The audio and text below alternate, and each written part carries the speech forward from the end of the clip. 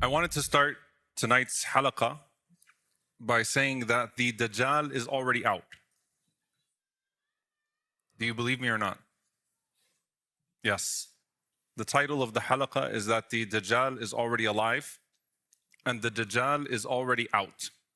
SubhanAllah, we spoke about last time the minor signs that happen in the life of the Prophet ﷺ, but what about a major sign that happened in the life of the Prophet ﷺ? What if Dajjal was there, but he hadn't yet begun his tenure as Dajjal? Because there's a moment where Dajjal becomes a Dajjal. And so it's very important here to say that one of the major signs of the Day of Judgment is khuruj Al-Masih Dajjal, the coming out of Al-Masih Dajjal, where he appears as the Antichrist and he begins his reign as the Antichrist, as a Dajjal. However, did the Prophet ﷺ and his companions see him? And this is actually one of the most interesting chapters in the entire study of alamat as-sa'a, of the signs of the Day of Judgment, is that the Prophet ﷺ and the companions thought that Dajjal was amongst them. And it's called the mystery of Ibn Sayyad. The mystery of Ibn Sayyad. If you open up Sahih Muslim, it's the neatest compilation of these ahadith. It's Bab Dhikr Ibn Sayyad, the chapter of Ibn Sayyad. Imam Muslim rahimahullah ta'ala categorizes all of the narrations about Ibn Sayyad, the man who they thought was Dajjal. And Imam al-Nawawi rahimahullah ta'ala, of course, has the most famous sharh, the most explanation of Sahih Muslim. So you could read through those explanations of each hadith. But inshallah ta'ala, we're going to look at them together, but again through a practical lens, because I don't just want to cite the ahadith about Dajjal being amongst the Prophet ﷺ and the companions. I want to cite some of the lessons from how they dealt with the situation. And the very first thing to take from this is, imagine if you are living at the time of the Prophet ﷺ and you think that not only are you living with the Prophet ﷺ, but you're also living with Dajjal already coming out. Meaning how urgent the Day of Judgment actually felt for them. And we talked about this idea of al-isti'dad, of preparation. And you look at the Prophet ﷺ, and even he ﷺ, to whom Jibreel alayhi salam was sent, and even he alayhi salatu was salam, Jibreel alayhi salatu was salam, do not know when the Day of Judgment is. And the Prophet ﷺ is asked, is this Al-Masih Dajjal? And the Prophet ﷺ does not know if this is actually Al-Masih Dajjal or not. So let's talk about this man. And again, put yourself in the climate of Medina. And inshallah ta'ala, we'll finally start to move on after this into the death of the Prophet ﷺ and the signs that start to appear up until our time, bi'idhnillah. But we're still living in the time of the Prophet ﷺ.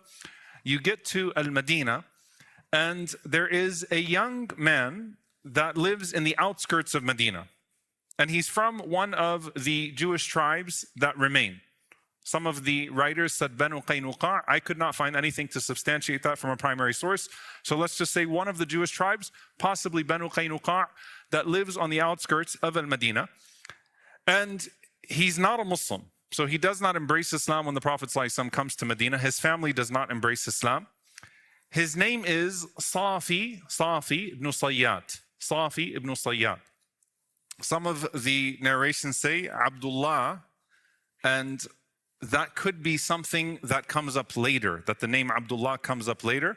But Safi Ibn Sayyad is well established in the books of ahadith. Also Ibn Sa'id. So let's say Safi Ibn Sayyad or Safi Ibn Sa'id or Abdullah Ibn Sayyad. Okay, but his most famous description is Ibn Sayyad. And this kid was very different. Now, the Prophet ﷺ was used to soothsayers. They were used to fortune tellers. And one of the proofs of the prophethood that we spoke about with Rasulullah ﷺ was the accuracy of what he was saying that would come to pass, and it would come to pass. Some soothsayers are better than others.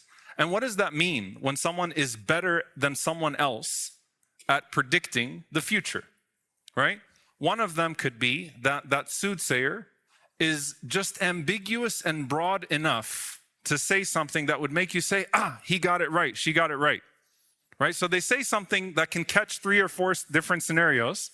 And so if you fall in any one of those 3 or 4 scenarios, you say, they know what they're talking about. The fortune tellers knows what they're talking about. So if they tell you, sister, you're going to marry a Muhammad, and then you end up marrying a Muhammad, and you say, see, he knew what he was talking about. So they cast a very broad, the point is that this is one of the ways that they would decipher who is, a better soothsayer at their craft, a better fortune teller at their craft. They cast a broad enough net to tell you that this is what's happening. Or they actually get some things wrong, but what they get right is very specific. So they tell you 2 or 3 things, 2 of them are wrong, but the one that they got was just too specific to where it couldn't not be spooky, right? So in Mecca, they were used to these types of people. And of course, a kahin has a very specific type of look, and that's one of the ways they were like, the Prophet ﷺ doesn't fit the description in any way of these people, of a soothsayer, right? Now, what do these people do, and what makes them so compelling? So, especially when we're talking about the person that we're talking about today, or we're talking about those that the Prophet ﷺ mentioned, in some way, shape, or form, they deal with the jinn. They deal with the jinn. And in dealing with the jinn, they make certain compromises of themselves, and subhanAllah, almost all of them lose themselves. It really is something that you don't want to come near. And I've seen many good people that start to get obsessed with that world, and eventually they fall into that world and there's no coming back from it. Or it feels like there's no coming back from it. Of course, Allah Azza wa Jal can heal anyone. But someone that willingly tries to get into that world and understand that world and try to deal with the uncertainties and the futures and the unseens. And Allah subhanahu wa ta'ala says, وَلَقَدْ زَيَّنَّا السَّمَاءَ الدُّنْيَا بِمَصَابِيحْ وَجَعَلْنَاهَا رُجُومًا لِلشَّيَاطِينَ. That we have adorned the skies, the heavens with the stars, and we have made them like missiles towards the shayateen. We strike the shayateen with them. And what that is referring to is that the shayateen steal, they try to hear some of the akhbar, some of the hearings of what's happening in the heavens. And they take one story, but then they decorate that one story with so many different things. So they might get something very specific. But then, in order to complete the story, to fill in the gaps, they just use their own, I guess you call it shaitanic creative liberty, to fill in the gaps and to give you a story. Now, this is a fitna. And Aisha radiallahu ta'ala anha, she said that some people asked the Prophet ﷺ about al-Kuhan, about these soothsayers, and the Prophet ﷺ said, إِنَّهُمْ لَيْسُوا بِشَيْءٍ. They're nothing. Like he dismissed them, alayhi salatu wasalam. They were very honest. They said, Ya Rasulullah, فَإِنَّهُمْ يُحَدِّثُونَ بِالشَّيْءٍ يَكُونُ حَقًّا. Sometimes they say things and they get it right. Sometimes they say things and it comes true. It's exactly as they said it. And the Prophet ﷺ said, تِلْكَ الْكَلِمَةُ مِنَ الْحَقِّ يَخْطَفُهَا الْجِنِّيُّ فَيُقَرْقِرُهَا فِي أُذُنِ وَلِيِّهِ كَقَرْقَرَةِ الدَّجَاجَةِ فَيَخْلِطُونَ فِيهِ أَكْثَرَ مِنْ مِئَةِ كَذْبَةٍ. He said, sallallahu alayhi wa sallam, that is one word of truth that they take and then they decorate it with 100 lies. And they murmur it into their partner, their friend, the foreteller. And it's like the sound, if you can imagine, like the cackling of a hen. Like it's not a pleasant sound, but it's a weird process that's happening. At the end of the day, they're getting one thing right and then they're decorating it with a bunch of lies. Now, if someone's really good at their craft, they get 5% right, they get 10% right. The point is that sometimes you have others that are better at this. So there was this kid in Medina, on the outskirts of Medina, from these tribes, who was a very strange kid. And he was very, very, very good at talking about visions and things that would happen. And everyone was kind of spooked out by him. So Abdullah ibn Umar radiallahu anhuma says that Umar ibn Khattab radiallahu anhu went along with the Prophet sallallahu alaihi wasallam in the company of some persons في رهط قبل ابن صياد, in an area towards where Ibn Sayyad was, حتى وجده يلعب مع الصبيان عند أطم بني مغالة. He found him playing with some of the kids around the fortress of Banu Mughala. Some narrations said Banu Muawiyah. It's one of the tribes of the Ansar, the sub-tribes of Khazraj in particular, on the outskirts of Medina. So this isn't around the masjid of the Prophet ﷺ. He's not a Muslim. And he's playing with the kids. And the Prophet ﷺ was uncomfortable with the other kids that were playing with him.